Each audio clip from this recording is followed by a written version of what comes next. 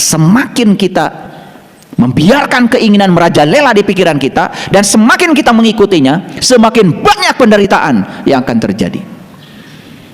Saya berulang kali mengatakan, Anda sakit hati bukan karena orang, tapi Anda sakit hati karena Anda berharap orang seperti yang Anda mau. Anda ukur orang dengan ukuran Anda, nyeri hati wae. Ini pengumuman dari saya sekarang. Yang masih suka sakit hati ini kotor jiwanya. Ini supaya gampang ukurnya. Karena selama ini kalian menganggap kalian tuh suci karena apa? Berapa rakaat sholatnya, berapa rakaat tahajudnya, berapa juz kalian baca Quran, itu yang kalian pakai.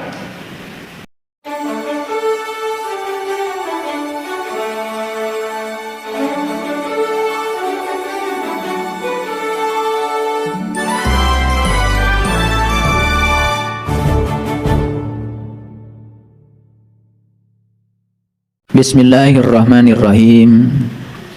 Assalamualaikum warahmatullahi wabarakatuh.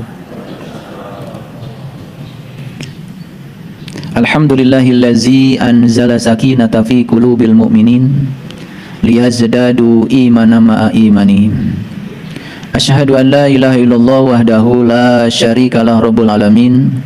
Wa asyhadu anna Muhammadan abduhu wa rasuluh asrafal anbiya'i wal mursalin Sayyidina Muhammadin wa ala alihi wa sahbihi ajmain. Subhanaka la ilma lana illa ma 'allamtana innaka antal alimul hakim. Subhanaka Allahumma rabbana wa bihamdika asyhadu an la ilaha illa anta astaghfiruka wa atubu ilaik. Astaghfirullahaladzim, astaghfirullahaladzim, astaghfirullahaladzim allazi la ilaha illa huwal hayyul qayyum wa atubu ilaih min jami'il ma'asi wa dzunub la haula wa la quwata illa billahil aliyil azim. Rahayu sagung dumadi, semoga seluruh makhluk hidup senantiasa berbahagia. Semoga kita semua selalu sadar di setiap ruang dan waktu bahwa tugas kita datang ke semesta ini untuk menjadi kepanjangan tangan Allah, Sang pengutus kita ke alam semesta ini, untuk menjadi kepanjangan tangannya agar kita menjadi sumber cinta kasihnya, sumber belas kasihnya. Dan semoga kita selalu dimampukan untuk menjadi pembahagia bagi semua makhluk, dan semoga kita pun dimampukan untuk bisa mencegah agar diri kita tidak berkontribusi untuk membuat para makhluk menjadi menderita. Itulah tujuan kita datang ke semesta ini, karena Allah menyatakan wal awalu wal akhiru wal dhahiru wal batin. Aku yang awal, aku yang akhir. Kalau Allah mengatakan aku yang awal, aku yang akhir, pahamilah bahwa sesungguhnya beliau sedang mengatakan bahwa beliau tidak berawal, tidak berakhir. Itu sebabnya ya, umat Islam ketika tawaf itu membuat geometri lingkaran. Karena membuat lingkaran itu berarti berawal dari satu titik dan berakhir di titik yang sama. Kalau kita berhasil membuat lingkaran yang sempurna dengan mempertahankan jari-jari, bahkan titik awal dan titik akhir setelah bertemu tidak ada lagi. Itulah yang disebut dengan tidak berawal, tidak berakhir. Dan Allah menyatakan aku juga yang nyata, aku juga yang tidak nyata. Jadi yang nyata dia, yang tidak nyata juga dia. Lalu diikatlah pernyataan itu dengan kalimat la ilaha illallah. Jadi la ilaha illallah sering diterjemahkan tiada Tuhan selain Allah. Apakah itu betul? Betul. Tetapi ada yang lebih tajam lagi, energinya lebih dahsyat lagi. La ilaha illallah, arti yang sebenarnya adalah yang mana yang bukan Allah. Karena yang nyata dia, yang tidak nyata juga dia. Yang mana yang bukan dia? Karena semuanya adalah dia. Karena ketika kalimat la ilaha illallah dibawa ke dalam kehidupan, itu akan menjadi juru selamat kehidupan kita. Saat kita memberi, kalau kita tidak sadar dengan kalimat itu, maka kita merasa seakan-akan kita telah berjasa melakukan sebuah pemberian. Lalu kalau kita memberi, berarti ada yang diberi. Dan kita sering merengek-rengek agar yang diberi memberikan rasa hormat yang dalam kepada kita, karena kita merasa kalau kita sudah memberi. Padahal sesungguhnya yang memberi adalah dia, yang diberi juga adalah dia. Tidak ada bahkan pemberian itu.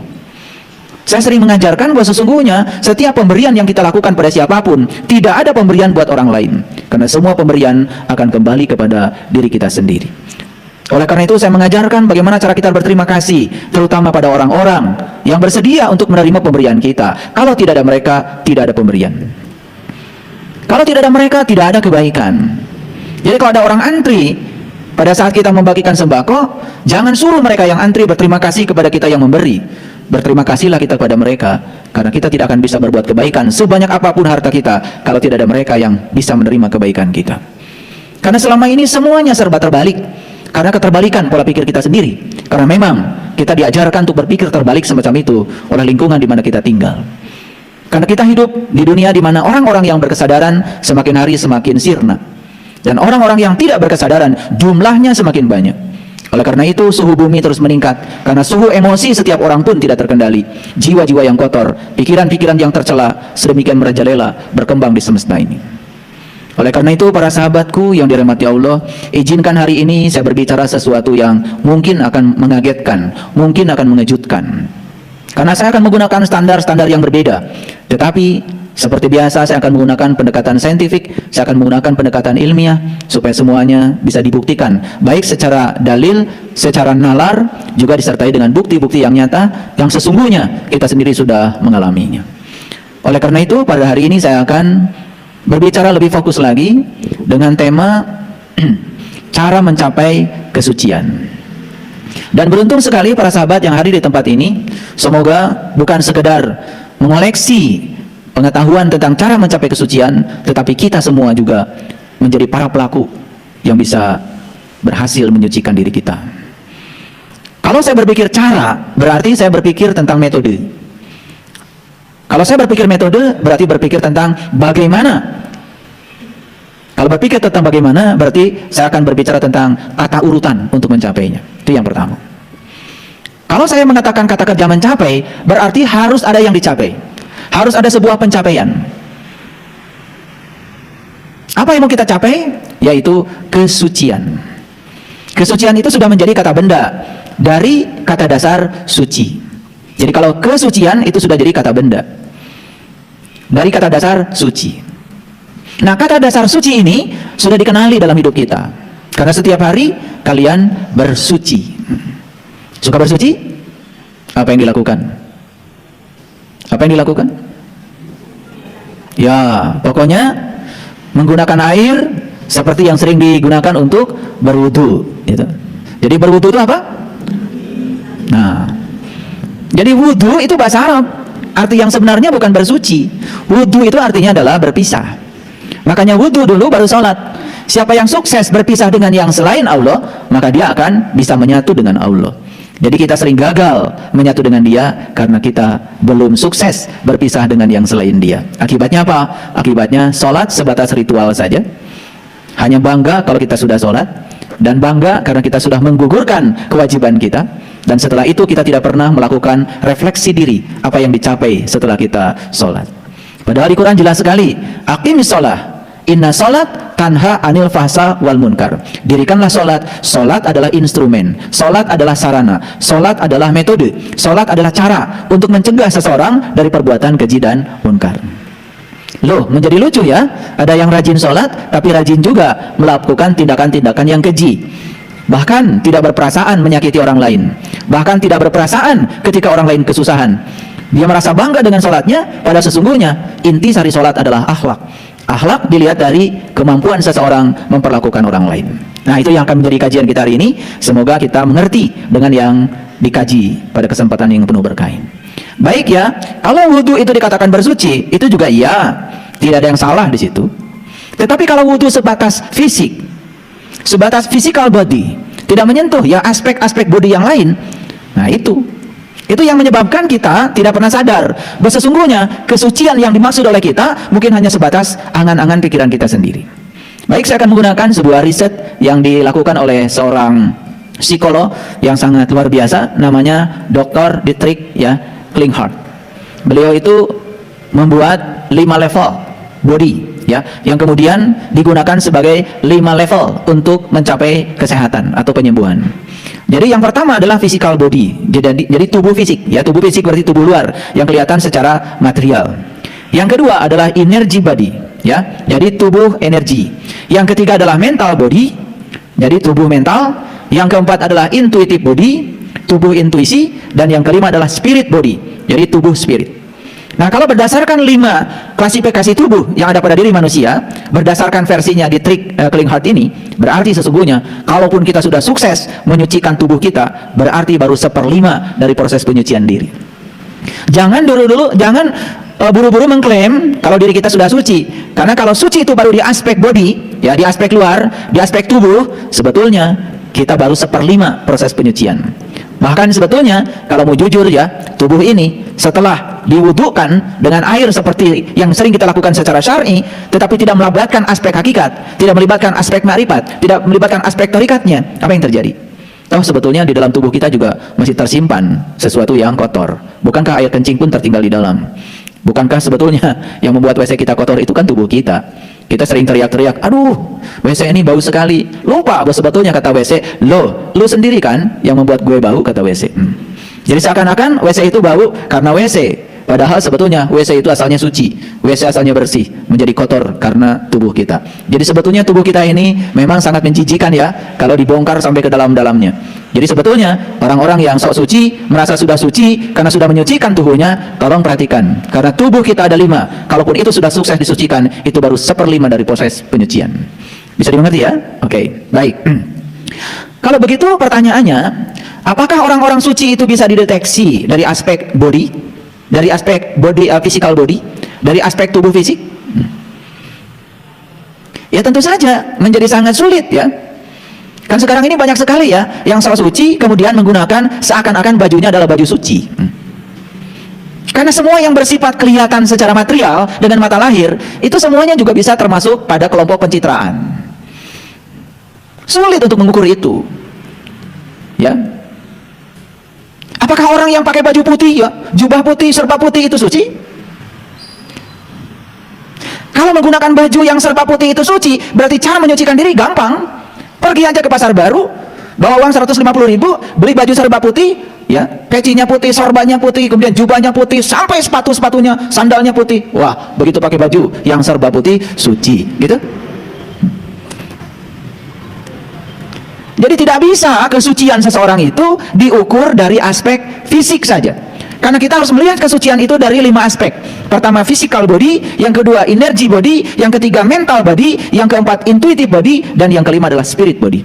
Nah, kalau keseluruhan ini ya sudah kita perhatikan nanti, baru kita akan bisa mengatakan, oh, sebetulnya saya paling tidak ya ada kegeeran sedikit kalau saya sudah mencapai kesucian. Dan nanti kita tes. Karena kesucian itu harus dites. Gimana cara ngetesnya? Gampang sekali. Kalau nanti sudah tahu suci itu apa.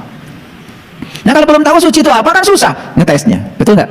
Nah, oleh karena itu buang semua ya persepsi tentang kata suci yang selama ini ada di kepala kita. Bisa jadi itu adalah keliru.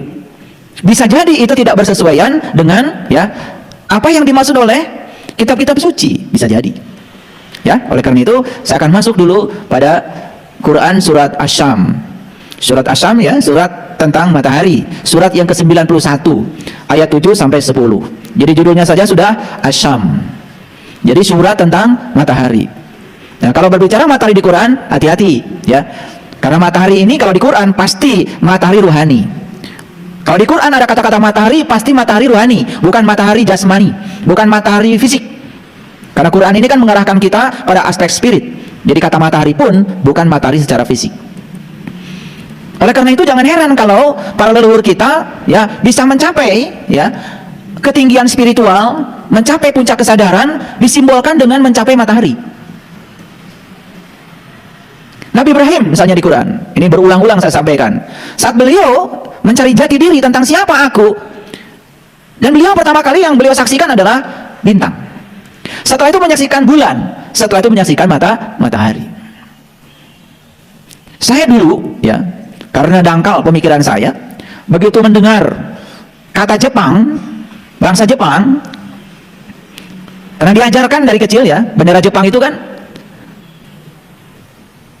warna dasarnya apa? Putih. Kemudian di tengahnya ada matahari. Betul? Merah kan? Nggak kotak, tapi bulat. Karena bulat ini selalu aja disebut mandala. Bulat itu selalu disebut dengan kesempurnaan. Makanya tidak ada ban yang kotak. Karena kalau ban kotak, ya diam terus. Tapi ketika ban itu dibuat lingkaran, maka dia dinamis, terus dinamis. Ban itu berputar dengan kecepatan sekian, ya, rotasi per menit. Itu bisa mengantarkan kita ke Surabaya, bisa mengantarkan kita ke Lampung, bisa mengantarkan kita ke Medan, bisa mengantarkan kita ke Aceh.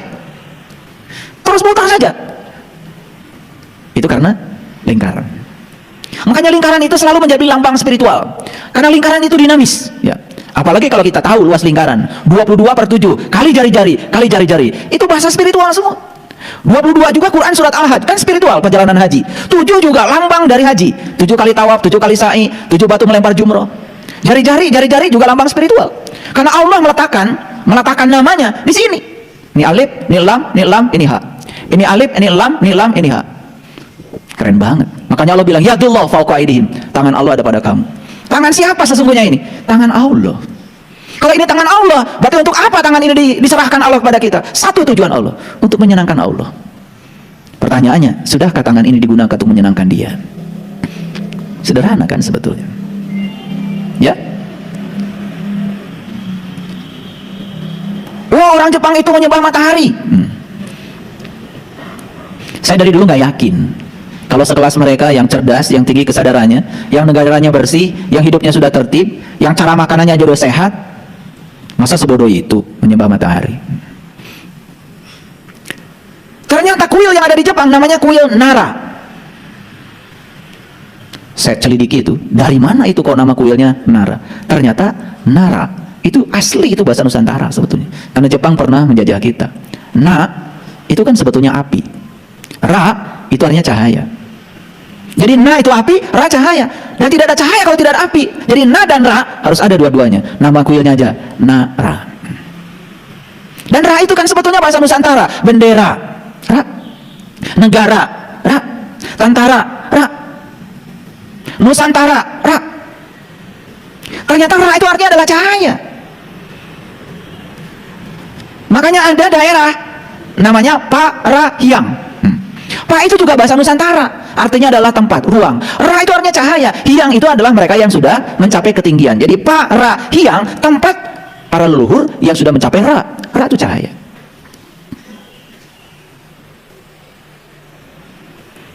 Makanya Sunda, kebanyakan orang menganggap Sunda itu seakan-akan adalah nama suku. Padahal dulu Sunda dari kata Sunada. Jadi ada lagi di situ. Ada su itu artinya abadi, na tadi apa? Api, da itu besar. Jadi Sunada itu adalah api abadi yang besar. Jadi sebetulnya leluhur kita sendiri itu disebut bangsa matahari.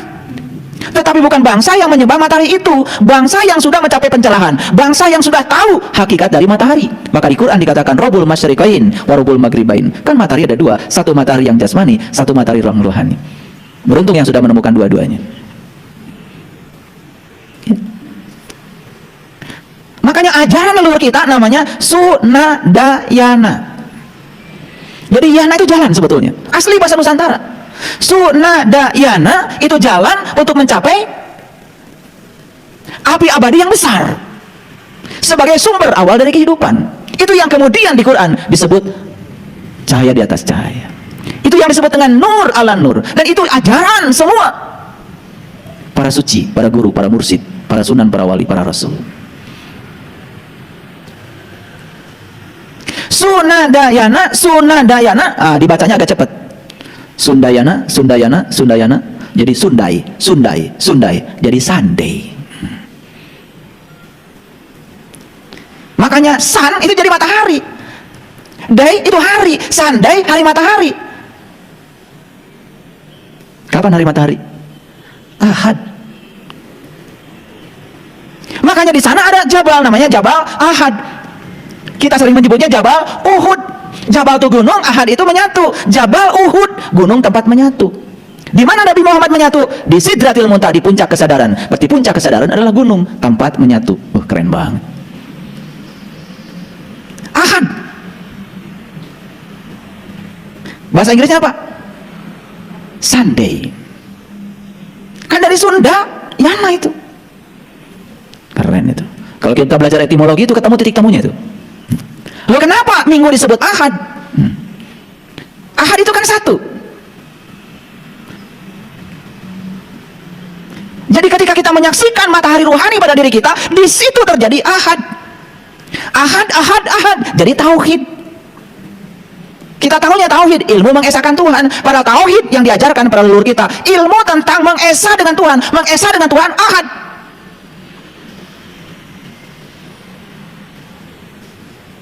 Mengesah dengan Tuhan, ya jumaah, jumaah, jumaah. Berjamaah. Berjamaah itu berarti ngumpul kita dengan Tuhan. Sahabat lain melakukan kebaktian hari Minggu. Jadi jangan mengatakan sekali-kali bahwa ya hari yang paling suci adalah hari ini, hari yang lain gak suci. Oh, saya beribadah di hari yang paling suci. Nah, orang lain sayang sekali ya, mereka ibadahnya bukan di hari suci. Ini masalah pengertian. Semua hari yang suci, semua hari yang bagus. Tidak ada hari suci, tidak ada minggu suci, tidak ada bulan suci. Semua yang suci, tergantung sudut pandang kita. Paham? Jadi Quran surat Asy-Syams itu cerita apa? Cerita matahari. Wasyamsi waduhaha. Demi matahari. Loh, demi matahari? Matahari yang mana? Karena di Quran banyak sekali demi yang semacam itu. Demi matahari, demi bulan, demi bintang. Banyak sekali. Saya kasih tahu ya, semuanya cuma satu kok. Demi Allah yang berada di baliknya. Gitu. Makanya kalau kita sudah bisa memahami Allah yang nyata, Allah yang tidak nyata, semua di balik yang nyata, ada Dia sang keberadaan yang mengendalikan semuanya. Disitulah muncul yang namanya kesadaran. Paham ya? Oke. Nah, saya tidak akan membahas Quran surat Asy-Syams, tetapi saya akan membahas apa kaitannya. Kok di Quran surat Asy-Syams itu ada pernyataan Allah 4 ayat yang sangat keren. Yang pertama, wa nafsiu wa ma sawaha. Nafs, nafs itu sering diartikan diri. Ada juga yang mengartikan jiwa. Saya sepakat ya dengan terjemahan yang ada.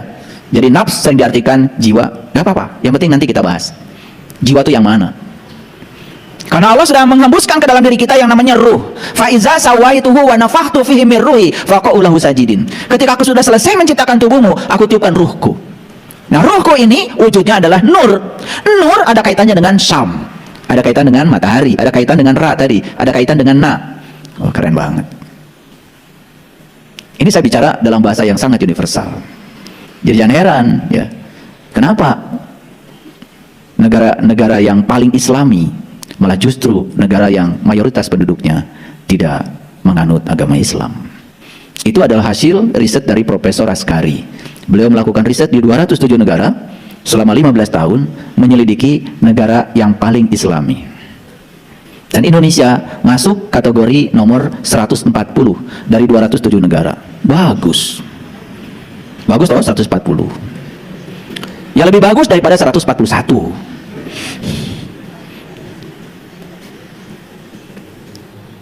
Apa yang diukur? Yang diukur oleh Profesor Askari itu bukan ritual. Yang diukur oleh beliau bukan ritual, tetapi yang diukur adalah dampak dari ritual. Kejujuran, tanggung jawab, kasih sayang, kepedulian, kesucian, kebersihan, ketenangan, ketentraman. Sampai muncul kategori yang kedua, ada negara yang paling bahagia di dunia. Tuh. Dan negara yang paling bahagia di dunia, kita sama sekali tidak masuk nominasinya. Dan saya pernah berkunjung ke negara yang paling bahagia di dunia. Jadi saya sudah berkunjung ke Norwegia, negara paling bahagia di dunia. Saya ingin tahu apa sih sebetulnya kebahagiaan itu. Kok negara itu disebut dengan negara yang paling bahagia di dunia?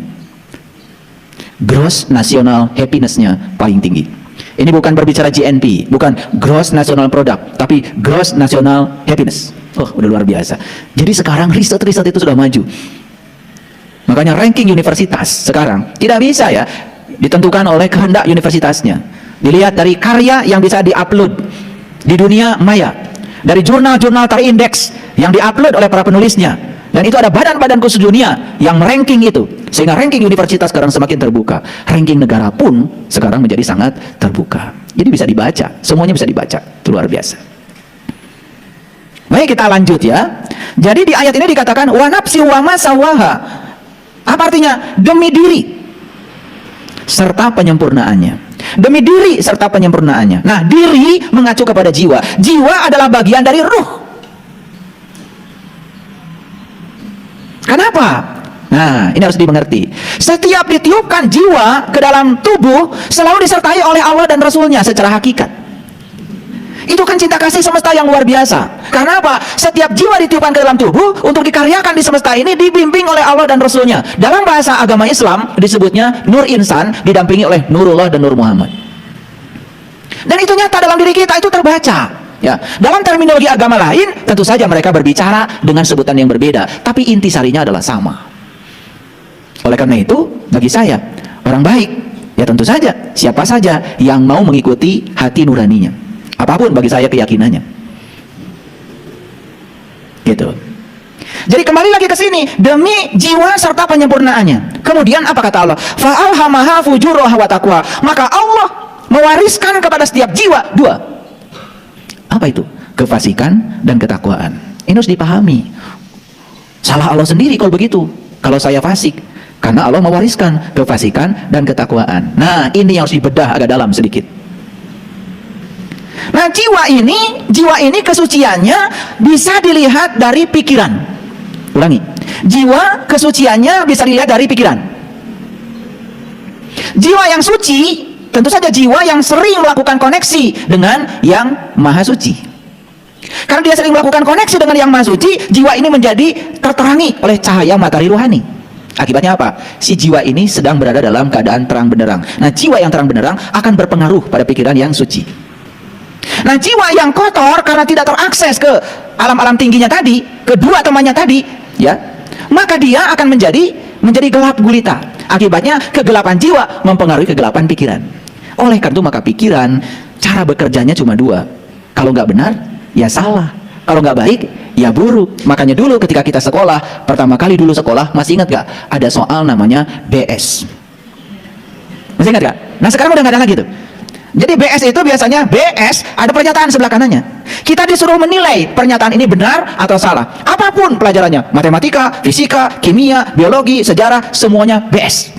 Misalnya pernyataannya, Negara Republik Indonesia dimerdekakan pada bulan Agustus tanggal 17 tahun 1944. Nah, B atau S? Nah, S kan kalian pintar dulu, langsung dikasih bulat kan S-nya.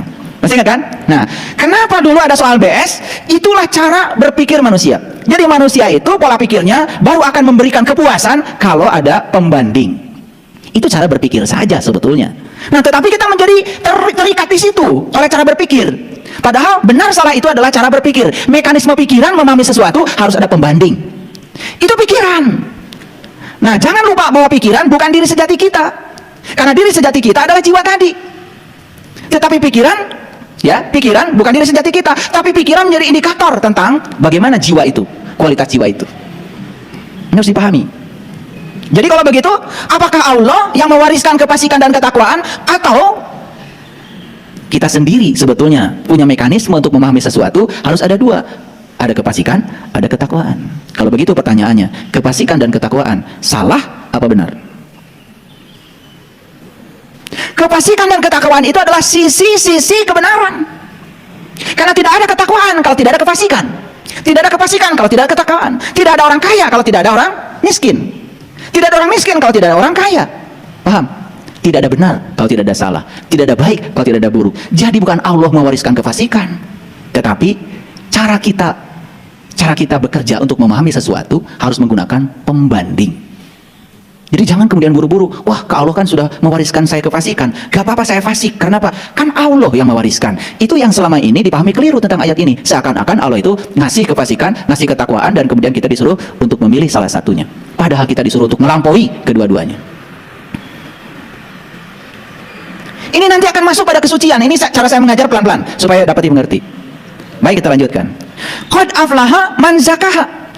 Sungguh beruntung orang yang sudah menyucikan jiwanya. Wa qad khaba man dasaha, dan sungguh rugi orang yang mengotori jiwanya. Mari sekarang kita buktikan. Apa untungnya kalau kita suci jiwanya, dan apa ruginya kalau kita kotor jiwanya? Paham? Oke. Tadi indikator suci dan kotornya jiwa dapat dibaca dari pikiran. Masih ingat ya? Oke. Sekarang kita masuk pada indikator yang gampang, yaitu pikiran. Baik, saya masuk dulu ke sini. Apa indikator kesucian jiwa? Indikator kesucian jiwa adalah pikiran. Nah, 3 ciri kesucian ini harus dicatat. Yang pertama, terbebas dari ketamakan atau keserakahan terhadap yang diinginkan. Itu indikator pertama. Tidak ada orang yang tamak atau serakah pada yang tidak diinginkan. Selalu saja tamak dan serakah itu terhadap segala sesuatu yang diinginkan. Paham? Satu. Yang kedua, terbebas dari kebencian terhadap yang tidak diinginkan. Itu indikator yang kedua. Tidak ada orang yang benci terhadap yang diinginkan. Saya benci sekali. Kenapa? Karena bulan ini kok saya bisa beli mobil. Ada nggak gitu? Nggak ada. Saya benci sekali. Anak saya waktu kemarin tes ke perguruan tinggi diterima di banyak universitas. Ada nggak? Nggak ada. Jadi kalau saya berbicara rakus, tamak, pasti terhadap sesuatu yang diinginkan. Kalau saya berbicara benci, pasti terhadap sesuatu yang tidak diinginkan. Dan yang ketiga, terbebas dari kegelapan batin. Nah, pertanyaannya sekarang, yuk kita ukur sekarang. Apakah jiwa kita suci? Tanya pada pikiran. Apakah pikiran saya rakus terhadap yang diinginkan? Sudah punya mobil 1 pengen 2, 2 pengen 3, 3 pengen 4, terus aja tidak ada habis-habisnya. Ada sahabat baik 1 pada kita pengen nambah 2, 3, 4, dan tidak siap kalau ada sahabat yang tidak baik pada kita. Pengennya semua sahabat baik sama kita, pengennya semua orang baik sama kita. Hari ini jadi lurah, besok camat, lusa bupati, lusa lagi pengen gubernur. Nah, jika perlu di setiap jabatan itu jabatannya selama-lamanya.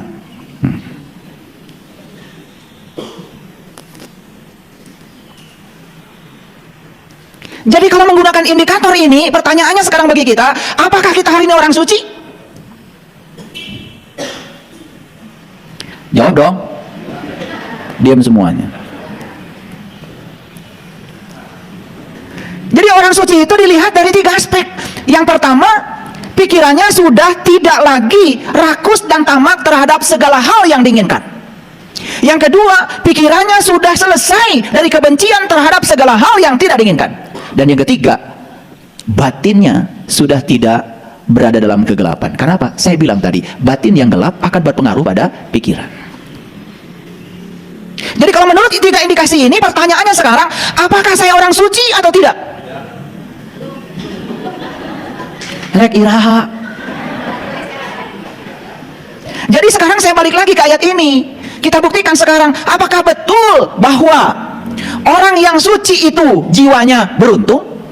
Apakah betul bahwa orang yang kotor jiwanya itu rugi? Sekarang kita buktikan. Kita sudah punya mobil 1, pengen 2, pengen 3, pengen 4. Coba ikuti semua pengennya. Hasilnya apa? Banyak mobil, bukan? Setelah itu mobil banyak berderet, berikutnya apa? Bingung makainya, bukan? Setelah berderet-deret itu mobil, bingung bayar pajaknya, bukan? Itu mobil sama kehujanan, unggal poe pagawean ngan nyuci mobil. Betul gak? Apa untungnya? Ujungnya apa? Ujungnya ketika dia sudah punya segalanya, yang paling berbahaya adalah dia takut kehilangan semua yang sudah dia punya. Jadi Quran itu keren secara saintifik. Quran itu bilang, beruntunglah mereka yang berhasil menyucikan jiwanya. Jadi orang yang suci jiwanya, 1 indikatornya, dia tidak rakus terhadap yang dia ingin. Begitu dia selesai dari kerakusannya, dia bebas dari penderitaan. Dan saya buktikan berulang kali bahwa sebetulnya semua sumber penderitaan manusia adalah keinginan. Karena kita ini sering tidak adil, sering mengukur orang lain dengan ukuran kita. Mulai sekarang cobalah setiap orang ukur dengan ukurannya masing-masing. Anak SD 6 tahun belajar berhitung, 4 tambah 4 liur. Dia ambil tangan jari 4, dia ambil jari 4. Orang tuanya bilang, ayo 4 tambah 4, 1, 2, 3, 4, 5, 6, 7, 8. Lila atuh, tong dihitung, ya mah lanjutkan. Tuh orang tua. Karena dia ukur anak dengan ukuran dia. Dia bisa begitu, anak gak bisa. Kalau ini 4, maneh nyaho, ya 4, budak ngaca nyaho. Makanya anak kecil akan berhitung dari sini. 1, 2, 3, 4. Lila teuing atuh Jang. Lila teuing. Iya mah geus tong dihitung. Geus 4 sabaraha? Langsung 5. Kacau pikirannya. Karena anak ini belum mengerti kalau itu 4. Ngerti nggak? Itulah yang membuat kalian konflik setiap hari. Karena apa? Kalian ukur setiap manusia dengan ukuranmu. Harusnya ukur setiap orang dengan ukuran dia. Ikan ukur dari kemampuannya berenang. Jangan ukur ikan dari kemampuan memanjat pohon. Ideot tah lauk. Monyet yang diukur dari kemampuan berenang, monyet marsupna teh loncatan. Mau ditangojai, ideot monyet. Nah, kita sering semua orang ingin sesuai dengan ukuran kita. Bukankah sumber penderitaan kita itu adalah salah ukur? Suami istri tiap hari berantem. Apa masalahnya? Karena suami mengukur istri dengan ukuran dia, tidak diukur istri dengan ukuran istri. Istri mengukur suami dengan ukuran dia, tidak diukur suami dengan ukuran suami. Apa yang terjadi? Ingin semua orang diukur dengan ukuran saya. Sarua we ngukur jalan pakai stopwatch. Bawa stopwatch, nuju naon ibu? Nuju ngukur panjang jalan pakai stopwatch. Salah ukur ibu, nepi ka kiamat ge moal penak panjang jalan sabaraha, da ngukur panjang mah kudu meteran. Begitu salah ukur, hasil ukur tidak valid. Jadi sebetulnya siapa orang suci itu? Lihat saya semuanya. Ternyata kita sudah bisa membuktikan sekarang. Semakin kita membiarkan keinginan merajalela di pikiran kita, dan semakin kita mengikutinya, semakin banyak penderitaan yang akan terjadi. Saya berulang kali mengatakan, Anda sakit hati bukan karena orang, tapi Anda sakit hati karena Anda berharap orang seperti yang Anda mau. Anda ukur orang dengan ukuran Anda. Nyeri hati wae. Ini pengumuman dari saya sekarang. Yang masih suka sakit hati ini kotor jiwanya. Ini supaya gampang ukurnya. Karena selama ini kalian menganggap kalian itu suci karena apa? Berapa rakaat sholatnya, berapa rakaat tahajudnya, berapa juz kalian baca Quran, itu yang kalian pakai. Jadi kesucian seseorang jelas tidak bisa dilihat dari berapa banyak ritual yang dilakukan. Karena ritual itu ujung-ujungnya akhlak. Kalau ritual tidak membangun akhlak, buat apa? Kan saya bilang tadi, sholat itu adalah instrumen, sholat itu sarana, bukan tujuan. Tujuan utamanya adalah membentuk akhlak supaya dia terbebas dari perbuatan keji dan munkar. Jadi orang-orang yang sok suci karena sudah sholat, tapi dia belum pernah mengukur dirinya, tingkat kesuciannya. Ini saya kasih tahu instrumennya. Mulai sekarang, ukur kesucianmu dengan 3 instrumen ini. Jadi yang pertama, ukur kesucianmu dari terbebasnya dirimu. Dari apa? Dari ketamakan, dari kerakusan terhadap segala hal yang kamu inginkan. Jadi kalau orang jadi RT yang seumur hidup kotor jiwanya, mau diganti.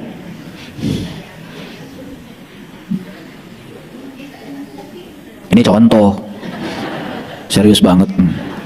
Ya nggak ada yang mau. Akibatnya seumur hidup. Ini contoh. Pokoknya apapun yang bersangkut paut dengan kemelekatan kita kepada yang kita inginkan secara terus-menerus dan tidak siap untuk menerima yang sebaliknya, itu tanda bahwa jiwa kita kotor. Gampang nggak ngukur sekarang kesucian dengan kekotoran? Gampang? Gampang sekali. Saya tadi pagi marah. Kenapa marah? Karena orang kerja di rumah, begitu saya mau pakai baju, ternyata bajunya ternoda. Kotor jiwanya. Saya seringkali menggunakan baju, saat dipakai ternoda.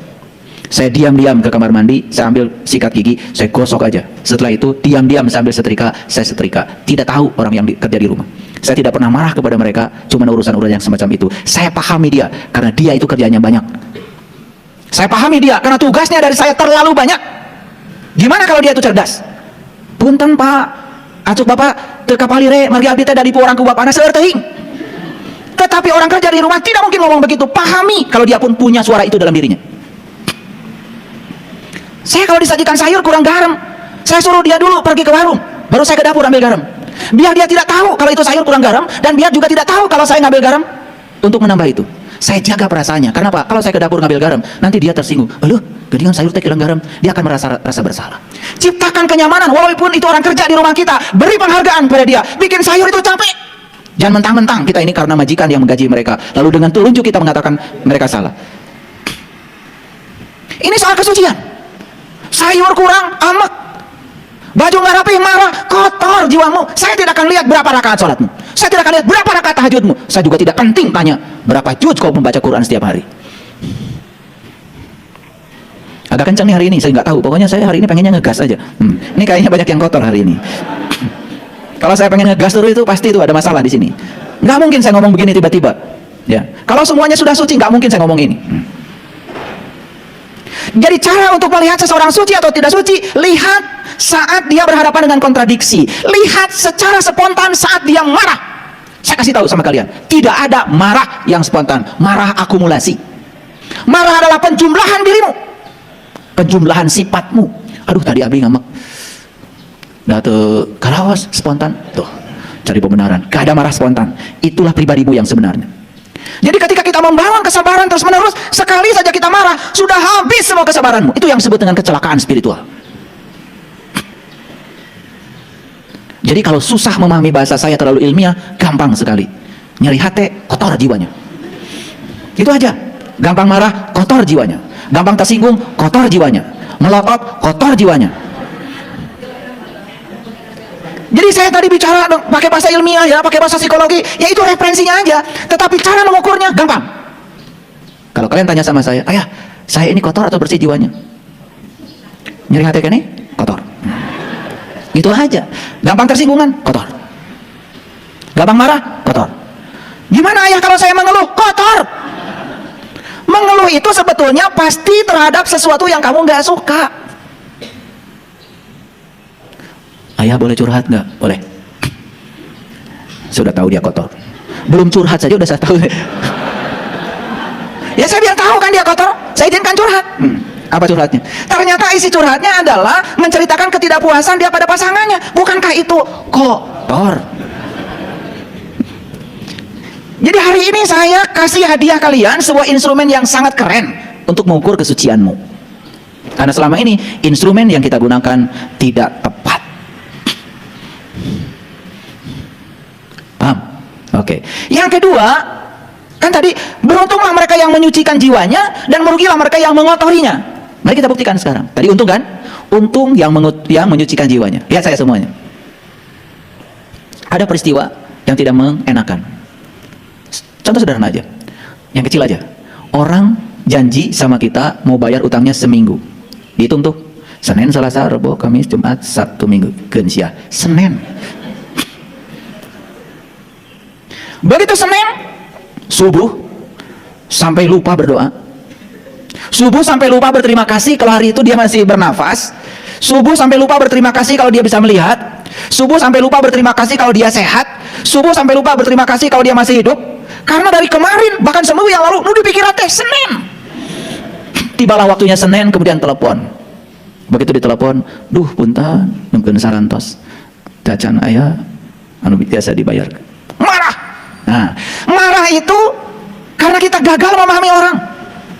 Coba pahami, saya yakin orang itu kalau sudah punya uang akan mengembalikan. Saya doakan semoga dia berkelimpahan rezeki, bisa bayar utang pada saya dan kemudian dia juga punya tabungan. Kenapa kita tidak ada sedikit pun keinginan untuk mendoakan dia agar dia berkelimpahan? Yang dituntut dari dia adalah bayar utang sebagaimana janji hari Senin. Kotor jiwamu.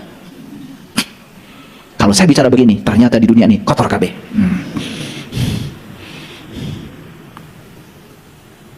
Ya,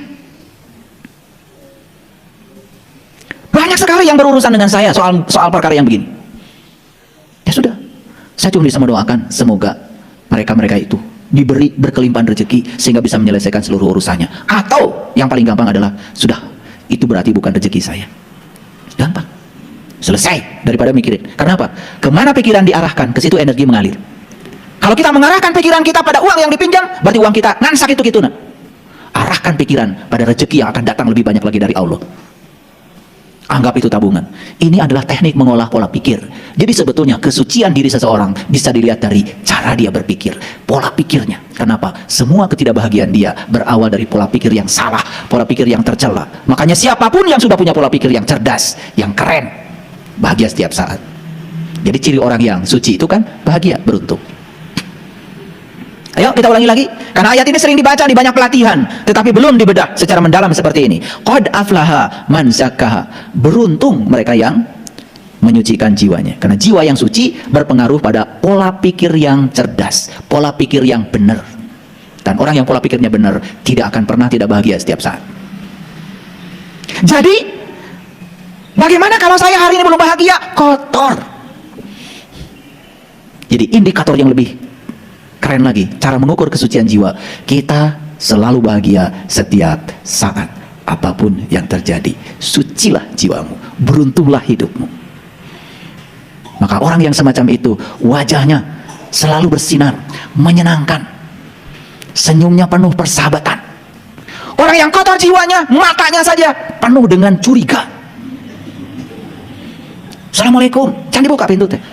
Sahaya teh. Allah buah-buah pinjam duit. Jadi kecurigaan itu berawal dari mana? Itu dari kebencian. Kebencian berasal dari apa? Dari kotornya jiwa kita.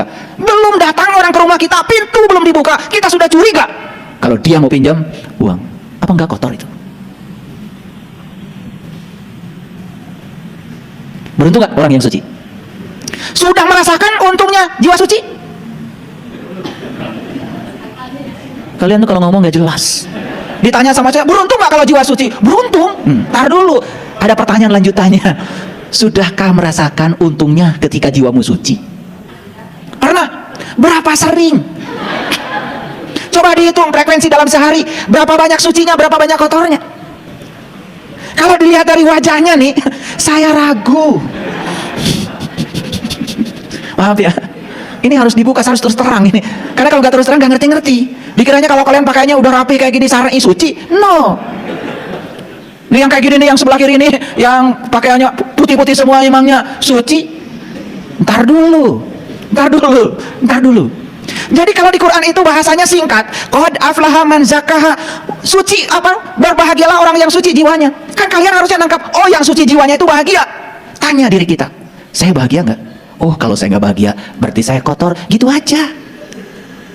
Cuman kita sering tidak jujur dan jelimet mencari pembenaran untuk membenarkan diri. Saya mendawamkan wudhu, kentut dikit wudhu, pipis wudhu, bersentuhan wudhu. Ya bagus, kalau ada kesadaran di sana. Kalau wudhunya itu ada kesadaran. Coba wudhu pakai kesadaran. Ketika membasuh tangan, saat air itu sedang jatuh ke tangan ini, terima kasih air. Terima kasih ya Allah dengan tangan yang keren ini, yang luar biasa ini. Tanpa tangan aku tidak bisa makan, tanpa tangan aku tidak bisa berkarya, tanpa kamu saya tidak bisa apa-apa. Tanpa tangan gatal saja saya tidak bisa menggaruk. Tanpa tangan bagaimana saya bisa melumurkan sabun ke tubuh saya? Tanpa tangan bagaimana rambut saya bisa bersih? Karena sampo tidak bisa dilumurkan ke tangan saya. Pernah begitu. Kalau wudhu model kayak gitu, ada sugesti, ada afirmasi menimbulkan kesadaran. Saya akan 5 kali kalian wudhu, keren. Kalau wudhu cepat. Ketika membasuh mulutmu, ya Allah, jangan satu kata pun keluar dari mulut ini yang membuat orang tersinggung dengan kata-kataku. Jangan pernah ada orang yang terluka.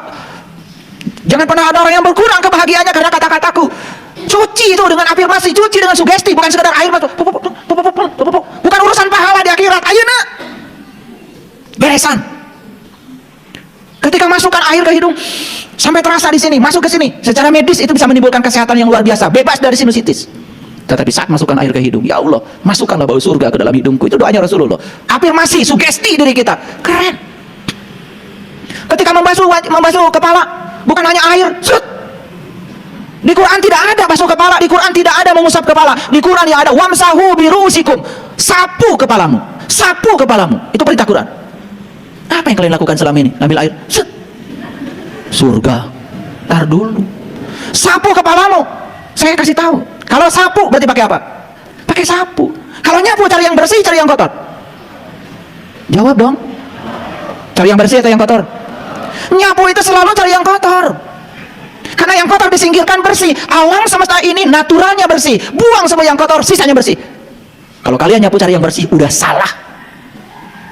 Makanya sapu kepalamu. Simboliknya ya disapu begini. Tetapi hakikatnya buang cara berpikirmu yang salah. Buang cara prasangkamu yang tidak bagus. Buang semuanya.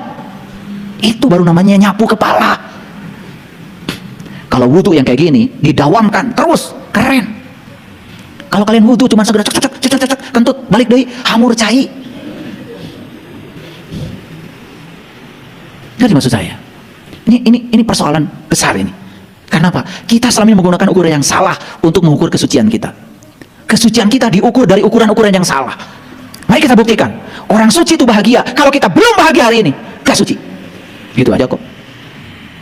Dan kita urut, kenapa saya tidak bahagia? Oh, ternyata karena saya masih rakus dan tamak terhadap apa yang saya ingin. Tidak pernah selesai, tidak pernah puas. Itu sumber penderitaanmu. Itu yang membuat kamu mencapai ketidakbahagiaan. Lalu sekarang kita buktikan. Maka rugilah orang yang mengotori jiwanya. Ayo kita buktikan. Ketika kita kotor jiwanya. Jiwa yang kotor menghasilkan pikiran yang kotor. Pikiran yang tercela selalu menimbulkan penderitaan. Mari kita buktikan. Orang tadi datang, padahal mau ngasih proyek. Assalamualaikum. Sebentar nih. Assalamualaikum. Kayak saya. Bukan dijawab Waalaikumsalam. Karena punya pengalaman kalau dia pernah pinjam uang. Dia lagi. Padahal hari ini dia mau ngasih proyek besar. Tapi karena sudah kotor jiwanya, kotor pikirannya, kemudian maharewas. Wartoskeun. Bapak nuju kulem. Padahal eta si eta biar udang kene. Lepas. Rugi nggak? Rugi. Padahal siapa tahu dia datang ke rumah kita mau ngajak kita makan enak. Tetapi karena sudah kotor jiwa kita. Bahkan ketika kita kotor pikirannya, kotor jiwanya, apa yang terjadi? Orang mau berbuat baik saja kepada kita disangka berbuat buruk. Apalagi berbuat buruk. Rugi nggak? Terasa nggak ruginya sekarang? Terasa nggak ruginya? Jadi baca Quran tuh begitu. Bukan satu hari satu juz, kebanyakan. 2 ayat aja ini. Beruntung orang yang mencucikan jiwanya. Tanya dirimu, apa untungnya? Buktikan dalam dirimu, praktekkan. Apa sih jiwa yang suci itu apa? Oh, sekarang saya sudah dapat pengajian. Ternyata cara mengukur jiwa saya suci, apakah pikiran saya tercela atau tidak. Ketika pola pikir saya bagus, apapun membuat saya enak, itulah tandanya suci. Praktekkan dalam hidup. Oh, untung. Dan ketika jiwa saya kotor, oh, saya merasakan ruginya. Kan keren kalau ngaji kayak gitu. Bisa mengerti? Oke, lanjut ke sini lagi. Jadi 3 cara mengukur kesucian jiwa. 1, terbebas dari ketamakan atau keserakahan terhadap yang diinginkan. Yang kedua, terbebas dari kebencian terhadap yang tidak diinginkan. Ada hal yang tidak diinginkan terjadi. Pahami. Dan ternyata pemahaman selalu menimbulkan ketenangan. Rasa toleransi pada diri selalu menimbulkan ketenangan. Begitu segala sesuatu terjadi. Oh, jangan-jangan saya sedang dilunasi karmanya oleh Allah. Terima kasih semesta. Sudah, saya terima saja seutuhnya, biar saya bisa melunasi utang karma saya. Saya tidak mau menciptakan utang baru. Saya juga tidak mau gagal melunasi utang lama. Selesai.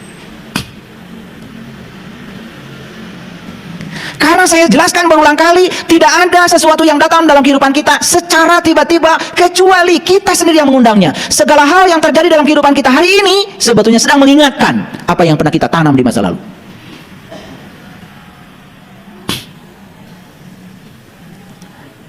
Yang ketiga, untuk mengukur apakah jiwa kita suci atau tidak, perhatikan saya.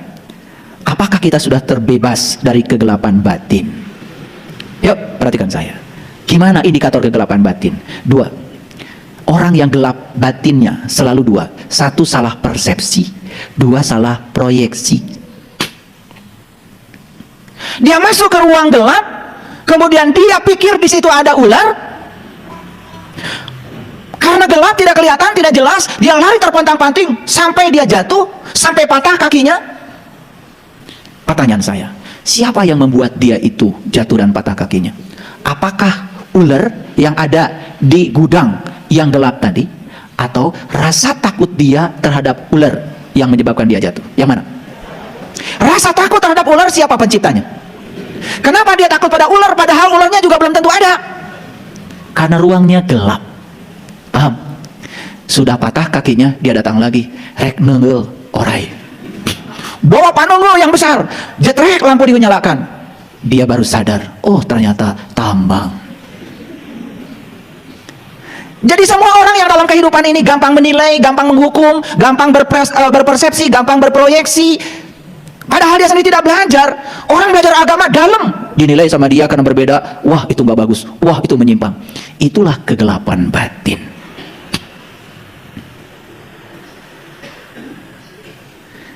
Lengkaplah sudah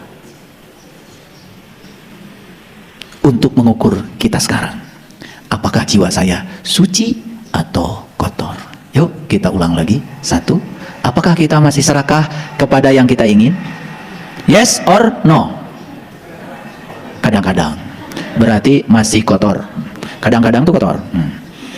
Apakah saat ini saya sudah terbebas terhadap kebencian pada yang tidak diinginkan? Apapun yang terjadi sudah tidak mengganggu saya. Yes or no? Kadang-kadang. Yang ketiga, apakah saya masih berpersepsi salah? Apakah saya masih melakukan proyeksi dan interpretasi yang salah terhadap segala peristiwa? Tiga ini kalian pakai untuk ukur, ini keren sekali. Di situ kita akan sadar, oh ternyata ritual yang saya lakukan selama ini ternyata tidak membangun apa-apa terhadap kesucian jiwa saya. Buktinya saya masih seperti ini. Nah, kalau sulit untuk penerapan yang tiga ini, ada satu instrumen yang sangat keren. Ini dengan akurasi yang sangat luar biasa. Tanya diri kita, apakah saya bahagia atau tidak? Kalau bahagia, yes, berarti jiwanya sudah suci. Kalau masih uring-uringan, gampang mengeluh, gampang marah, konflik dengan banyak orang, Anda masih kotor jiwanya. Gak peduli, tahajud cuma rakaat, gak penting bagi saya. Apakah tahajud tidak berkontribusi membuat jiwa yang suci? Yes, kalau sadar. Sekali lagi, kalau sadar. Kalau kalian tahajud, bahkan ketika ada masalah, saya yakinkan pada kalian, tambah banyak masalahnya. Kata Allah, kalau kamu dikurangi masalahnya, nanti kamu berhenti tahajud. Karena kamu tahajud berbasis masalah, maka aku akan berikan masalah lebih banyak lagi. Ini yang kata Rasul, innamal amalu binniyat. Amal tergantung pada niat. Hati-hati. Saya sering mengajarkan kepada kalian semuanya, kalau kalian berbuat baik, tolong jangan memikirkan balasan dari kebaikanmu. Karena apa? Kalau kalian memikirkan balasan dari kebaikanmu, maka kau akan mendapatkan sesuatu sesuai yang kamu pikirkan saja. Lalu Allah yang maha tak terbatas dibatasi oleh batasan-batasan pikiranmu. Makanya saya kasih tahu, kalau mau melakukan kebaikan, lakukan saja. Bahwa semesta nanti ngasih hadiah, alhamdulillah. Gitu. Saya kerja sudah 31 tahun. Saya baru saja kemarin dapat Satya Lencana dari Presiden atas pengabdian saya 30 tahun jadi dosen. Alhamdulillah, selama 30 tahun saya tidak menerima gaji. Karena gajinya saya serahkan pada istri saya. Bahkan sampai sekarang saya tidak tahu berapa jumlah gaji saya. Yang pegang ATM dia, yang pegang kartunya dia, yang pegang mobil bankingnya dia, transfer ke saya, iya langsung ke dia. Jadi saya nggak tahu. Jadi saya terbebas dari pikiran bahwa saya bekerja untuk uang. Saya bekerja bismillahirrahmanirrahim karena saya sedang menjadi kepanjangan tangan Allah, menyampaikan cinta kasih Allah lewat peran yang diberikan pada saya menjadi dosen untuk menyampaikan ilmu kepada mereka yang butuh cinta kasih Tuhan. Itu saja. Hadiahnya adalah duit tinggal setiap tanggal 1 dan tidak usah dipikirkan tanggal 1 pasti datang. Keren nggak? Makanya kemana pikiran kita diarahkan, ke situ energi mengalir. Kalau saya percaya bahwa hidup saya adalah gaji saya, maka saya hanya akan mendapatkan uang dari gaji saya. Jadi kenapa saya punya uang dari tempat lain? Karena saya tidak memikirkan uang. Makanya disitulah yang disebut dengan wa may yattaqillaha yaj'al lahu makhraja wa yarzuqhu min haitsu la yahtasib. Disitulah kita akan dikasih oleh Allah rezeki dari arah yang sama sekali kita tidak menyangkanya. Itu kalimat keren banget kalau bagi saya. Kamu akan diberikan rezeki dari arah yang tidak kamu sangka.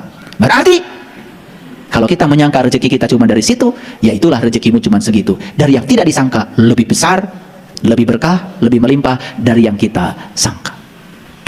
Lihat orang-orang yang pikirannya kecil, berbuat baik selalu dikaitkan dengan apa yang dia dapat. Ya sekecil itu rezekinya. Ini kasih tahu nih, ilmu dari saya nih, ilmu kaya yang luar biasa. Mulai sekarang, lakukan kebaikan sebagaimana Allah melakukan kebaikan padamu. Tanpa ada harapan, tanpa keinginan. Wa ahsin kama ahsanallahu ilaika. Lihat, buktikan oleh kalian. Setelah kalian mengubah sudut pandang seperti itu, keberkahan mulai datang. Buktikan. Kalau ngomong itu jangan ngasal, buktikan. Buktikan. Jadi sekarang saya sudah kasih 3 instrumen untuk mengukur tingkat kesucian jiwa. Paham? Sudah bisa melakukan pengukurannya? Kalau tidak bisa menggunakan yang 3, cukup 1 saja. Gimana caranya? Apakah saya hari ini bahagia? Saya bahagia. Kenapa? Karena bahagia itu ternyata ada di pikiran saya. Karena pola pikir saya sudah bagus, apapun yang terjadi di luar, tidak ada benar salah bagi saya, tidak ada baik buruk bagi saya. Semua yang terjadi, saya yakin itu adalah kebenaran. Karena tidak ada satu peristiwa pun di belakangnya tanpa kehadiran Sang Maha Keberadaan. Keren. Sudah, enak jadinya. Nah, sekarang saya kasih tahu. Kalau yang tadi itu baru tahu kalau saya ini bersih atau kotor, suci atau kotor. Itu. Sekarang kita lanjutkan. Lanjutannya adalah bagaimana cara menyucikan jiwa. Bagaimana cara mencapai kesucian? Ini ada hubungan satu-satu. Perhatikan saya. Tadi indikator kotor bersihnya jiwa adalah pola pikir kan? Pola pikir yang dibangun oleh jiwa kan? Jiwa yang terkoneksi dengan Sang Maha Jiwa. Terkoneksi atau tidak? Nah sekarang, untuk melihat, untuk melatih, apakah saya hari ini masih memiliki ketamakan dan keserakahan pada yang saya ingin? Latihannya adalah satu, melatih diri dengan kerelaan, melatih diri melepaskan. Dua yang harus dilepaskan, satu materi, dua imateri. Melepaskan materi menurut saya mudah, walaupun masih banyak orang yang kesusahan. Kalau kalian melepaskan yang materi saja susah, apalagi yang melepaskan yang imateri. Contoh, orang menyakiti kita itu imateri. Saya bisa melepaskan itu semua sampai saya bisa selesai dengan diri saya sendiri. Itu jauh lebih berat daripada melepaskan yang materi. Yang materi gampang kok melepaskannya. Jadi kalau kalian ini mohon maaf, materi saja melepaskannya masih susah, apalagi yang imateri. Kalau duit saja melepaskannya masih hitung-hitungan, apalagi memaafkan, jangan berpikir kejauhan. Itu sebabnya mengembangkan diri untuk melatih diri agar memiliki kerelaan dalam melepaskan yang bersifat materi dan imateri. Kuncinya tiga. Satu, pemahaman. Dua, pemaafan. Yang ketiga, toleransi. Ini, satu pemahaman, dua pemaafan, tiga toleransi. Seperti contoh saya tadi, ada orang berutang kepada kita, dia tidak bisa membayarnya. Sudah, bangun pemahaman, bangun pemaafan, bangun toleransi pada diri. Kalau ini yang tiga dibangun, apa yang terjadi? Insya Allah kita akan mudah sekali mencapai kerelaan. Kita mudah sekali mencapai yang namanya melepaskan. Contoh, kita sulit sekali melepaskan materi. Pahami oleh kita, materi itu apa? Misalnya uang. Yuk kasih pemahaman. Saya banyak uang buat apa? Ayo tanya pada diri kita. Saya mengumpulkan uang banyak buat apa? Yuk tanya pada diri kita. Bukankah semua yang kita kumpulkan akan ditinggalkan? Beri pemahaman diri. Yang akan saya bawa bukan yang saya kumpulkan. Yang saya akan bawa adalah yang saya bagikan. Yang akan saya bawa adalah yang saya berikan untuk menolong orang lain, yang membuat orang lain bahagia. Pahami, pelepasan materi akan terjadi. Sekarang bagaimana kita memiliki pemaafan terhadap apa? Terutama terhadap segala hal yang bersifat imateri. Orang nyakiti kita, orang merendahkan kita, orang membuli kita, orang menghina kita, dan lain sebagainya. Itu imateri. Itu pun harus direlakan. Bagaimana cara merelakannya? Hubungkan dengan hukum karma. Saya yakin orang ini tidak datang secara tiba-tiba pada saya. Saya yakin kalau saya punya hubungan dengan orang ini, saya yakin di kehidupan yang dulu mungkin saya pernah melakukan yang sama pada orang ini. Dan sekarang semesta sedang mengurai semua utang karma saya, dan saya selesaikan di sini. Itu namanya pemaafan. Hati-hati, memaafkan bukan menghapuskan, tapi memaafkan mengambil pelajaran. Dan yang ketiga adalah toleransi. Jadi kenapa barusan ada musik lalu masuk di sini? Terima saja. Jangan-jangan dulu dia sedang kajian, saya nyanyi-nyanyi di kajian dia. Jadi saya terima saja, saya toleran terhadap dia. Makanya tidak perlu di stop, biarin saja. Jadi kalau di YouTube nanti ada yang dengar, kok ayah guru sedang ceramah, kemudian ada dengar musik, itu karma saya. Tidak mungkin dia hadir di sini kalau saya tidak pernah melakukan itu. Makanya saya tidak terganggu sama dia. Makin kencang suara saya juga makin kencang. Ini namanya toleransi. Ini dibuktikan langsung, betul nggak? Apakah kita bisa menerima kontradiksi ini? Tidak usah saya keluar kemudian marah-marah. Kamu kurang ajar, saya sedang ngasih pengajian. Lalu nih, mereka akan bingung pada saya. Ini yang ngaji kami atau bapak? Yang sadar kami atau bapak? Masa kita yang sedang ngaji katanya ketika kesadarannya tinggi harus marah sama mereka? Biarkan saja, mereka juga cari nafkah kok. Tolong yang keluar kasih uang. Kasih uang. Jangan merasa terganggu dengan yang begini. Justru itu peringatan bagi kita. Jadi tidak ada sebetulnya yang mengganggu kita. Semua masalah akan menjadi masalah karena Anda masalahkan. Apa masalahnya? Jadi kalau orang merasa terganggu di nanti yang dengar rekaman saya, kotor. Ini ujian, karena ini ceramahnya apakah jiwa Anda suci atau kotor. Langsung ada ujiannya. Apa enggak keren semesta itu? Luar biasa, kontan. Ya? Jadi ini kami sedang latihan, melatih diri dengan kerelaan. Yuk kita relakan. Jadi kalau tadi sempat Anda marah karena ada musik itu, kotor Anda. Saya aja yang ceramah nggak marah. Ini adalah praktek langsung dalam kehidupan. Yang kedua, untuk membebaskan diri dari kebencian terhadap yang kita tidak ingin, latihannya apa? Melatih diri untuk mengembangkan cinta. Wah, ini yang paling susah. Bagaimana cara mengembangkan cinta? Harus ada instrumennya, harus ada medianya. Satu-satunya media yang keren untuk mengembangkan cinta adalah hadirnya orang-orang yang tidak punya cinta. Jangan mimpi kalian belajar cinta dari orang yang penuh cinta. Keliru. Jadi sekarang tanya pada dirimu, kenapa saya kok dipersatukan dengan orang-orang yang semacam ini? Keras kepala, kalau ngomong menyakitkan, kalau ngomong selalu menusuk-nusuk, merendahkan, menghina, bla bla bla dan lain sebagainya. Sekarang kau lihat, itu sarana semesta untuk mengembangkan cintamu. Kau lari dari mereka, gagal kalian mengembangkan cinta. Apa yang kalian lakukan selama ini? Hanya berteman dengan orang-orang yang baik padamu, hanya berteman dengan orang-orang yang simpati padamu, hanya berteman dengan orang-orang yang menyanjung-nyanjungmu. Itu gagal belajar mengembangkan cinta. Keren nggak kehadiran mereka itu? Keren apa tidak? Sejak kapan bilang kalian keren? Sejak sekarang. Kemarin-kemarin boro-boro keren, bawaannya manyun aja. Baru tahu hari ini, oh ternyata ya Allah, terima kasih telah Kau hadirkan orang-orang yang luar biasa dalam kehidupanku. Ternyata ini adalah guru-guru yang sangat keren untuk mengembangkan cintaku. Lihat, sehari-hari kita berinteraksi. Saya sedang menyelesaikan urusan tanah BSI di Jelekong, berinteraksi dengan si A, si B, si C, si D. Saya pandang mereka semua adalah guru-guru saya yang keren-keren. Saya tidak tolak kehadiran mereka, saya ikuti saja. Kenapa? BSI jadi di Jelekong atau BSI tidak jadi di Jelekong, dua-duanya akan saya tinggalkan. Gak peduli saya. Yang akan saya bawa adalah pelajaran yang saya dapat selama proses membangun itu. Itu yang akan melekat dalam diri saya. Apakah di sana nanti akan terbangun gedung-gedung yang hebat? Gak peduli saya. Atau tidak jadi dibangun? Gak peduli saya. Yang penting hari ini saya bisa apa, itu yang saya lakukan. Dan hari ini saya berinteraksi dengan banyak orang untuk menguji kesabaran saya. Itu yang akan saya bawa kalau saya bisa ambil pelajaran. Makanya Anda bertanya sama saya, apakah kampung panisan BSI itu akan terbentuk berapa lama lagi? Pertanyaan yang tidak pernah saya jawab. Gak penting. Yang penting adalah apa yang bisa lakukan hari ini, saya lakukan. Saya berinteraksi dengan siapa saya hari ini, saya sabar. Saya layani semuanya. Itu yang akan saya bawa, itu yang akan mendewasakan saya. Bukan hasilnya. Jadi dibangun, nggak jadi dibangun, dua-duanya akan saya tinggalkan. Yang enak dan yang nggak enak, dua-duanya saya tinggalkan. Orang baik dan yang tidak baik, dua-duanya saya tinggalkan. Rumah saya bagus atau rumah saya tidak bagus, dua-duanya saya tinggalkan. Rumah kontrakan atau bukan kontrakan, dua-duanya ditinggalkan. Kata anak muda, so what? Gitu loh. Mau apa lagi? Apa yang membuat Anda masalah? Semua masalah adalah karena kita menciptakan masalah dengan pikiran kita sendiri. Jadi sekarang kalian tahu rumusnya. Semua masalah berawal dari jiwa yang kotor. Jadi kalau orang sudah jiwanya bersih, gak ada masalah. Apa masalahnya? Nah, jadi yang kedua, melatih diri untuk mengembangkan cinta. Ya memang, tidak membunuh, tidak mencuri, tidak melakukan asusila, tidak berbohong, tidak makan dan minum berlebihan. Itu adalah trik-triknya. Itu sarana-sarananya. Ini sarana untuk mengembangkan cinta. Yang ketiga, bagaimana cara kita membebaskan diri dari kegelapan batin?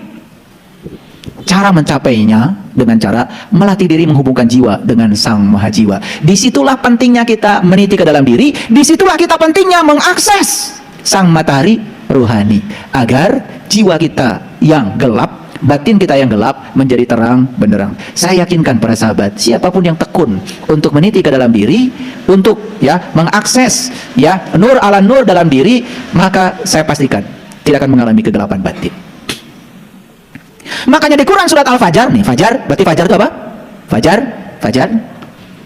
Ya ayyatuhan nafsul mutmainnah, irji'i ila rabbiki radiyatan mardiyah, fadkhuli fi ibadi wadkhuli jannati. Wahai jiwa yang tenang. Siapa jiwa yang tenang? Jiwa yang sudah selesai. Jiwa yang sudah suci, yang sudah selesai dengan dirinya sendiri, yang sudah tidak ada konflik. Bagaimana saya bisa melihat jiwa itu tenang? Lihat, pikirannya sudah selesai nggak dengan dirinya. Kalau pikirannya masih berkonflik, makanya konflik yang terjadi antara Anda dengan orang lain, itu berasal dari mulut Anda. Dan konflik yang terjadi dengan orang lain, itu berasal dari pikiran Anda. Karena mulut tidak bisa berdaya tanpa ada pikiran. Dan sekarang konflik bisa terjadi karena jari-jari Anda. Betul? Iya. Nggak ngomong, tapi bikin WA. Ini jari-jari ini digerakkan siapa? Oleh pikiranmu. Dan jari-jari ini sekedar menampung saja apa yang mengalir dari pikiran kita. Ketika pikiran kita tercela, akan mengalir kata-kata yang tercela. Dan itu menimbulkan huru-hara. Betul? Iya. Makanya Allah bilang, hai jiwa yang tenang, hai jiwa yang suci, hai jiwa yang sudah bahagia, hai jiwa yang sudah beruntung, hai jiwa-jiwa yang sudah selesai dengan dirinya sendiri. Irji'i ila rabbiki radiyatan mardiyah. Masuklah, kembalilah kepada Tuhanmu dalam keadaan ridho dan diridhoi. Fadkhuli fi ibadi. Masuklah ke dalam golongan hambaku. Siapa golongan hambanya Allah? Yang menghambakan diri kepada Allah. Yang tersinggungan itu menghambakan diri pada egonya. Yang sakit hatian itu menghambakan diri pada egonya. Yang gampang marah itu menghambakan diri kepada egonya. Siapapun yang menghambakan diri pada Allah sudah memasuki golongan hambaku. Gak seperti itu akhlaknya. Wadkhuli jannati, masuklah ke dalam surgaku. Jadi surga itu semakin jelas. Apa? Surga adalah jiwa yang suci. Surga adalah pikiran yang tidak tercela. Surga adalah pikiran yang tidak ternoda. Surga. Semakin jelas barangnya? Ternyata surga makin jelas ya barangnya. Nah, itu sebabnya ya. Di Quran dikatakan, perhatikan, setiap jiwa tahu apa yang dikerjakannya. Dalam Quran surat Al-Infitor ayat yang kelima, alimat nafsum ma qaddamat wa akharat. Setiap jiwa mengetahui apa yang dikerjakan dan dilalaikannya. Paham? Diulangi lagi dalam Quran surat At-Takwir ayat ke-14, alimat nafsum ma akhdarat. Setiap jiwa tahu apa yang dikerjakannya. Jadi yang dikerjakan dan yang dilalaikan oleh kita, kita sendiri yang mencatat semua itu. Kitalah yang paling tahu siapa diri kita sendiri. Nah, oleh karena itu di Quran surat Al-Fat ayat yang ke-9 Allah mengatakan litu'minu billahi wa rasulihi wa tu'azziruhu wa tuwaqqiruhu wa tusabbihuhu bukratan wa asila. Maka kalian suka membaca ini. Inni wajahtu wajhiya lilladzi fataras samawati wal ardh hanifa wa ma ana minal musyrikin. Inna salati wa nusuki wa mahyaya wa mamati lillahi rabbil alamin la syarika wa bizalika umirtu wa ana awalul muslimin. Kan itu dimulai dengan Allahu akbar kabira walhamdulillahi katsira wa subhanallahi bukratan wa asila. Makanya kalau kita ingin menghadapkan wajah batinku kepada zat yang telah menciptakan langit dan bumi, perintahnya apa? Sucikanlah dirimu, sucikanlah dirimu pagi dan petang. Nah, ini harus dibahas nih, pagi dan petang. Makanya di ayat ini dikatakan litu'minu billahi wa rasulihi, supaya kamu sekalian beriman kepada Allah dan Rasulnya. Masih ingat tadi? Setiap hembusan jiwa ke dalam tubuh disertai dengan Allah dan Rasulnya. Hebat ya cinta kasih Allah. Tidak pernah ada satu jiwa pun yang dibiarkan ditiupkan sendiri, enggak, ditemenin sama Allah dan Rasulnya. Setiap nur insani selalu ditemani oleh Nurullah dan Nur Muhammad. Jadi begitu ditiupkan ke dalam tubuh ini, sudah ada pembimbingnya, sudah ada Allah dan Rasulnya. Ikuti saja bimbingan dari dalam dirimu, itu sudah sangat keren sekali. Makanya bimbingan Allah dan Rasulnya satu akan membuat kita menjadi kuat sepanjang kita menguatkannya. Yang kedua akan membuat kita menjadi besar sepanjang kita membesarkannya. Makanya di ayat ini ada kata-kata fatusabbihuhu bukratan wa asila, dan bersucilah kepadanya di waktu pagi dan petang. Tahu pagi? Tahu apa tidak? Tahu petang? Tahu apa tidak? Kenapa bersuci pagi dan petang? Gimana kalau bersucinya duhur? Bagaimana kalau bersucinya tengah malam? Apa tidak boleh bersucinya jam 11? Jam 1? Jam 4? Inilah yang salah kaprah. Pagi dan petang kita tahunya pagi dan petang seperti biasa. Yuk kita lihat, pagi adalah pertemuan antara malam dan siang. Petang pertemuan antara siang dan malam. Dua-duanya sama, bertemu dengan gelap, bertemu terang. Hidup kita tuh begitu terus. Yang abadi adalah terang dan gelap. Jadi, bagaimana cara kita bersuci pagi dan petang? Lihat saya semuanya. Sekarang usaha kita sedang lancar. Terang apa gelap? Terang. Tiba-tiba usaha kita tidak lancar. Gelap apa terang? Ketemulah terang dan gelap. Di situ kesucian jiwamu diukur. Begitu berpindah dari pagi dan petang, kemudian uring-uringan, marah, meronta-ronta, kotorlah jiwamu. Sekarang tadi mana? Usaha lancar, usaha tidak lancar. Apakah setelah usaha tidak lancar berikutnya apa? Usaha lancar lagi. Berarti gelap bertemu dengan terang. Dari tidak lancar ke lancar. Disitulah kesucianmu diuji lagi. Terang gelap, gelap terang, terang gelap, gelap terang, terus bersiklus. Selama pertemuan itu mau terang dengan gelap, gelap dengan terang, Kamu tidak ternoda, kamu tetap suci. Itulah yang dikatakan bersucilah pagi dan petang. Kalian menerjemahkan ayat ini, pagi bersuci, petang bersuci. Lagian bersucinya ngapain? Jam 11 saya mau marah-marah nggak apa-apa, karena perintahnya cuma pagi dan petang. Loh, kenapa kamu jam 4 tadi marah-marah? Karena perintahnya pagi dan petang. Makanya ya sudah, saya marah. Itulah salah kaprah, karena yang benar kaprah nggak ada.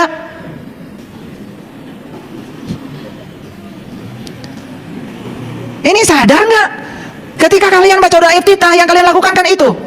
Waktu takbiratul ihram, Allahu Akbar, kan diteruskan Allahu Akbar kabiro, walhamdulillahi kasiro, wa subhanallahi bukratan wa asila. Sucikan Allah pagi dan petang. Apa Allah perlu disucikan oleh kamu?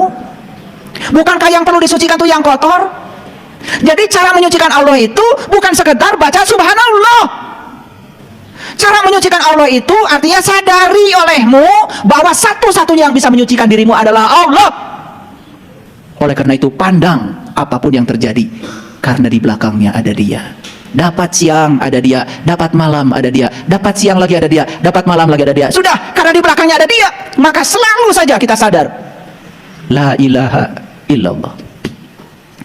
Aduh, para sahabat, kalau ngaji kita dengan penuh kesadaran itu, ya, apa yang saya omongkan sekarang ini, apa yang saya bicarakan sekarang ini, maaf, bukan pengetahuan pinjaman, bukan apa kata orang, tetapi apa yang saya praktekkan dalam kehidupan sehari-hari supaya percaya. Ya sudah, saya kasih ayat-ayat supaya oh ini toh maksud ayat ini.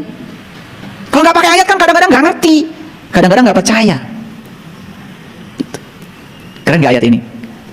supaya kamu sekalian beriman pada Allah dan Rasulnya. Gimana cara beriman pada Allah dan Rasulnya? Gak cukup saya iman, gak cukup. Dengarkan bimbingannya, Rasakan kehadirannya setiap saat. lalu inilah yang akan membuat kita kuat. Ini yang membuat kita besar. Maka bersucilah kepadanya di waktu pagi dan petang. Bukan menyucikan Tuhan. Bagaimana Tuhan yang maha suci disucikan oleh kalian? Kan udah ngaku tadi masih kok. Gak mungkin yang kotor menyucikan yang bersih. Yang mungkin yang bersih menyucikan yang kotor. Jangan bangga kalau habis sholat baca subhanallah 33. Cepat lagi nggak disadari.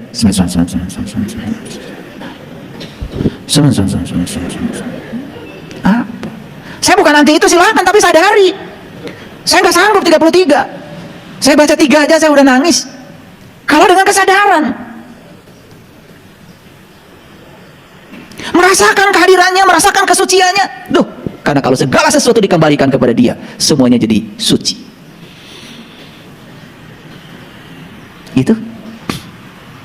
jadi sekarang kita sudah punya ilmu. Bagaimana kita memahami apakah kita ini suci atau kotor? Gunakan 3 instrumen. 1, apakah saya masih tamak terhadap yang saya ingin? 2, apakah saya masih benci pada yang tidak saya ingin? 3, apakah saya mengalami kegelapan batin yang menimbulkan saya salah persepsi, salah proyeksi? Sudah jujur pada diri, oh ternyata saya masih memiliki kotoran jiwa.